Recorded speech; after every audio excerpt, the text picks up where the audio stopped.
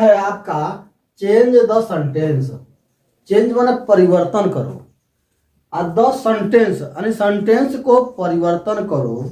कैसे परिवर्तन होगा? मान लो अगर हमें असर्टिव सेंटेंस है, चाहे अफर्मेटिव सेंटेंस है, अफर्मेटिव सेंटेंस को कैसे निगेटिव बदलेंगे? निगेटिव अगर अफर्मेटिव है तो कैसे इंट्रोगेटिव बदलेंगे? ये आएगा यूपी बोर्ड में 1-2 नंबर का, दोनों होता है ना, 2 नंबर का आएगा। देखना पहले कैसे देखेंगे। जैसे मान लो ये अफर्मेटिव सेंटेंस है, जैसे आई रीड, चाहे राम रीड्स, क्या है? रीड्स द बुक,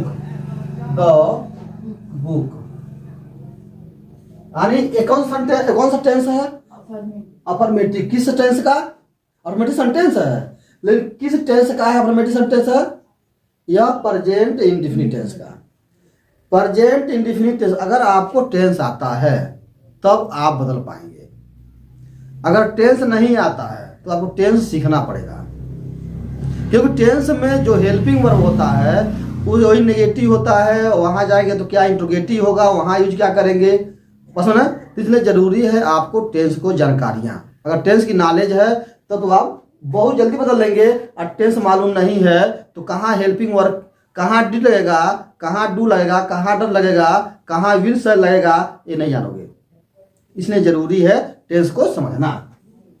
तो अगर यह सेंटेंस में मालूम होगा कि किस टेंस का है तो उसी टेंस का निगेटिव बन जाएगा। मान लो लिख दे यहाँ पर निगेटिव, क्वेश्चन का लिख दे निगेटिव, लिख दे क्वेश्चन में लिख दिया निगेटिव, बस। अब इसको हम निगेटिव कैसे बनाएंगे?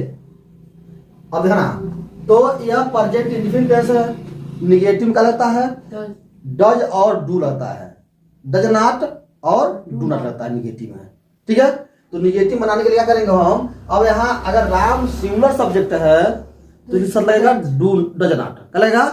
Does not. और वर्ब का इन फार्मूला, इसका स्ट्रक्चर यही होता है, सिंगुलर सब्जेक्ट, उसके बाद डज नॉट, उसके बाद मेन वर्ब का फर्स्ट फॉर्म, क्या होता है? मेन वर्ब का फर्स्ट फॉर्म, एमवी का फर्स्ट फॉर्म, उसके बाद ऑब्जेक्ट, और उसके बाद अदर वर्ड। ये हो गया ना, इसका स्ट्रक्चर यही है।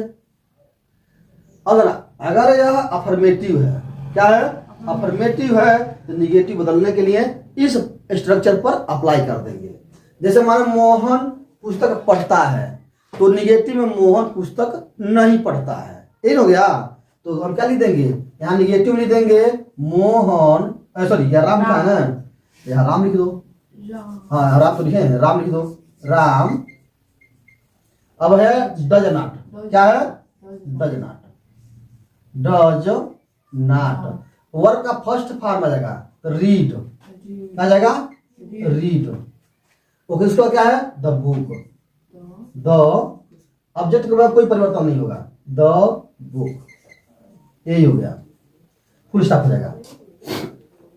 अगर कहे इसको अफर्मेटिव से इंट्रोगेटिव बनाना, क्या कहे? अगर इंट्रोगेटिव से कहे, वो ऐसे अफर्मेटिव से कहे अब इसको इंट्रोगेटिव बनाओ, तो कैसे बनाएंगे? तो देखेंगे। अब इसको कहा जाए अफर्मेटिव, क्या कहे?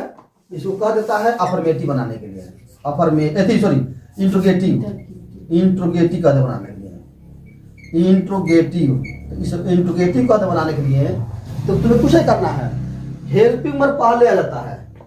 हेल्पिंग वर्ब कौन सी? डू, डज, ये ना प्रेजेंट इंडेफिनिट टेंस में। Yes sir.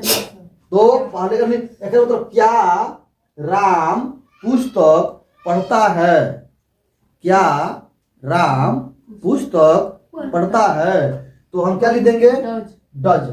अब इधर ना, अब इसका स्ट्रक्चर देख लो, पहले रहेगा यहाँ पर डू या डज, डू या डज, उसके बाद होता है सब्जेक्ट, क्या होता है? सब्जेक्ट। अब उसके बाद होता है, उसके बाद होता है मेन वर्ब का फर्स्ट फॉर्म, मेन वर्ब का फर्स्ट फॉर्म। अब उसके बाद क्या होता है? ऑब्जेक्ट। अब उसका क्या होता है? Other word. और उसका होता है क्वेश्चन मार्क, क्या होता है? क्वेश्चन मार्क हो जाता है। ये आपका क्या है? ये है स्ट्रक्चर, क्या है? स्ट्रक्चर है।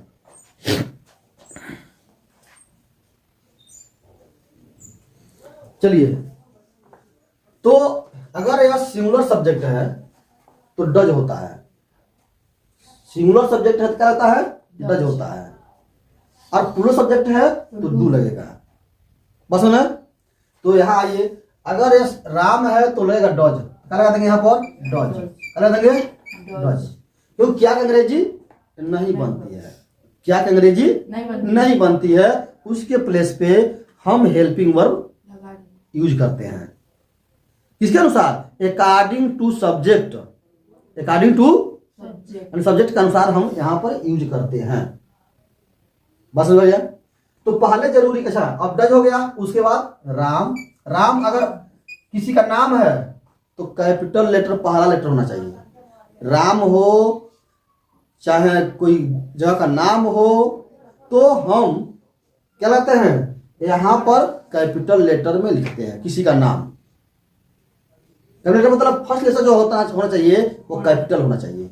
और सुनो, आई कहीं भी अकेले रहे तो आई हमेशा वो कैपिटल में होता है, आई किसमें क्या होता है, कैपिटल में होता है, कहीं बीच में रहे चाहे बाहर रहे। बस हो गया ना। तो यहां हो जाएगा आपका डज राम रीड, अब फर्स्ट फॉर्म एमबी का फर्स्ट फॉर्म तो रीड, क्या, द बुक, द बुक, लगा दे, कब लगा दे, क्वेश्चन मार्क। तो does Ram read the book, क्या राम पुस्तक पढ़ता है। बस हो गया। अब इसको कहे, इसी को अब इंट्रोगेटिव निगेटिव बना दो, क्या कहे, अब कहे इंट्रोगेटिव निगेटिव बना दो,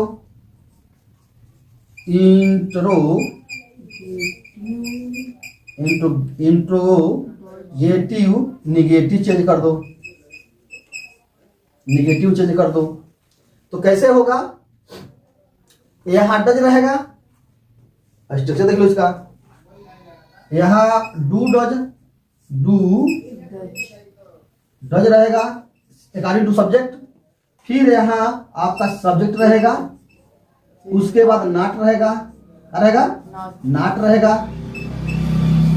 उसके बाद एमबी का फर्स्ट फॉर्म, एमबी का फर्स्ट फॉर्म, और उसके बाद ऑब्जेक्ट अदर वर्ड, ऑब्जेक्ट, और उसके बाद रहेगा अदर वर्ड, और फिर रहेगा क्वेश्चन मार्क। ओके, इसके अनुसार बन जाएगा।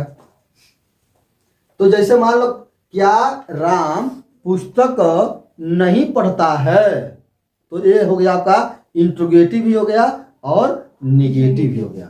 तो हम कैसे बना देंगे इसको, यहां लिख देंगे राम है तो डज, डज, उसको लिख देंगे क्या, राम, राम, उसके बाद नॉट, हाँ, उसके बाद रीड, क्या है, रीड, उसके बाद द बुक, द बुक। ये हो गया तुम्हारा इंट्रोगेटिव निगेटिव, और यहां लगा देंगे क्वेश्चन मार्क। तो ये क्या हो गया, आपको अफर्मेटिव से, यह affirmative sentence present indefinite tense का अफर्मेटिव हो गया, निगेटिव हो गया, इंट्रोगेटिव हो गया और इंट्रोगेटिव निगेटिव हो गया। बस समझ गया ना। अगर पहले जरूरी है टेंस को समझ लेना कि कौन उस सेंटेंस जो है वो किस टेंस में है। बस समझ, अगर तुम्हें टेंस मालूम हो जाएगा तो हेल्पिंग वर्ब उसे जानना है, अब उस टेंस में कौन सा हेल्पिंग वर्ब होता है, हेल्पिंग वर्ब तभी निगेटिव बनाओगी तभी इंट्रोगेटिव बना पाओगी। अगर टेंस नहीं मालूम है आप तो उसको आप हेल्पिंग वर्ब मालूम नहीं है तो आप चेंज नहीं कर सकते हो। इसलिए जरूरी है कि आपको टेंस समझना, टेंस में कौन सा सेंटेंस है, इसका हेल्पिंग वर्ब क्या होता है, ये ठीक है। यह आपका होगा किसमें, प्रेजेंट इंडेफिनिट टेंस का अफर्मेटिव, निगेटिव, इंट्रोगेटिव और इंट्रोगेटिव निगेटिव। ओके।